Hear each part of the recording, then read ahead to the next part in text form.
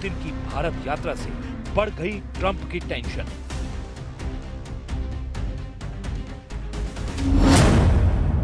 Putin की भारत यात्रा से नेटो में खलबली।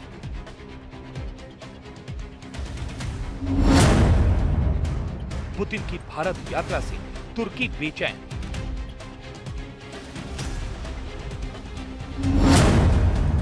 रूस बोला मोदी सबसे महान पार्टनर। पुतिन भारत ऐसे वक्त में आ रहे हैं जब दुनिया में कई मुल्कों की तकदीर नई करवट ले रही है। खासकर युद्ध में उलझी महाशक्तियां पुतिन की हर चाल का बारीकी से विश्लेषण करने में जुट गई हैं। पुतिन की भारत यात्रा से पहले नेटो के पावरफुल सदस्य एक्शन में आ गए हैं। पुतिन के खिलाफ जबरदस्त मोर्चाबंदी की पूरी डिटेल जानने से पहले वॉर जोन से आया बहुत बड़ा अपडेट जान लीजिए, क्योंकि यूक्रेन और रूस ने पूरी ताकत से एक दूसरे को दहलाना शुरू कर दिया है। पुतिन की भारत यात्रा पर नेटो देशों का पूरा फोकस है। भारत में जर्मनी के राजदूत ने कहा है कि युद्ध के समय पुतिन के किसी भी कदम को नजरअंदाज नहीं किया जा सकता। We will follow that visit, of course, closely. It is clear that India has different relation with Russia than the European partners have. I keep saying that if you deal with Russia, every country has their own relationship, but we should not forget that Russia is leading a war that Russia has started. I know that India has been, the Prime Minister himself has been on the record saying that, this is not an era of war. This war will not be won on the battlefield. He has said that, so I trust that he will also mention that.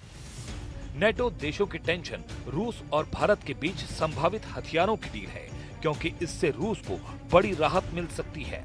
वहीं Putin के premium class के हथियार ऐसे हैं जिनको अब तक युद्ध में पूरी तरह नहीं उतारा गया है, और इन्हीं में दो सबसे खास हथियार हैं, S-400 एयर डिफेंस सिस्टम और 5वीं पीढ़ी का फाइटर जेट सुखोई 57। ये दोनों हथियार इस वक्त भारत की मिलिट्री ताकत बढ़ाने के लिए तैयार हैं। दोनों ही रूस के सबसे नए और सबसे आधुनिक हथियारों में गिने जाते हैं। पुतिन के यही हथियार नेटो देशों के लिए ऐसी पहेली बने हुए हैं जिसका जवाब अब तक तलाशा जा रहा है। ये ऐसे दोनों हथियार हैं जिनका असल इस्तेमाल तब देखने को मिलेगा जब रूस और नेटो देशों की सीधी टक्कर होगी। यूक्रेन युद्ध में अभी तक पुतिन की इसी ताकत को देखते हुए नेटो देश पर्दे के पीछे एक्टिव हो चुके हैं। इस वक्त लड़ाकू विमानों में सबसे ज्यादा चर्चा रूस के सुखोई 57 की हो रही है। अल्जीरिया को ये विमान सप्लाई किया जा चुका है और वो रूस के बाद दूसरा देश है जो सुखोई 57 उड़ा रहा है। सवाल है कि क्या भारत भी सुखोई 57 खरीदेगा, क्योंकि रूस की तरफ से इसे लेकर बहुत बड़ा ऑफर भारत को दिया जा चुका है। पुतिन के प्रेस सचिव दिमित्री पेस्कोव के मुताबिक भारत रूस के रिश्ते हथियारों की डील से बहुत बड़े हैं। Russia and Indian relationship is not just a standard set of diplomatic protocols and trade agreements. It's more of that. It's much more important. Our bilateral relationship rests on a deep historic background of mutual understanding, of partnership, and a mutual vision of global affairs and system of global affairs based on international law, on rule of law, and ability of taking into account each other's interests. This is a very, very important characteristic of our joint vision of the global affairs. रूस के जंगी जहाजों में जिसका डंका पूरी दुनिया में बजता है वो है सुखोई 57 जेट। सुखोई 57 एक 5वीं पीढ़ी का स्टेल्थ फाइटर जेट है जो रेडार की पकड़ में नहीं आता। रेडार सिग्नेचर कम करने के लिए इसके एयरफ्रेम को अलग तरह से डिजाइन किया गया है। इसमें रेडार तरंगों के लिए खास कोटिंग है और इसके इंजन नोजल्स भी अलग तरह से डिजाइन किए गए हैं। इसका थ्रस्ट वेक्टर कंट्रोल इसे तीखे बोल देने की खूबी देता है। ये खासियत भारत के सुखोई 30 विमान में भी है और यही रूस के फाइटर जेट को और फुर्तीला बना देती है।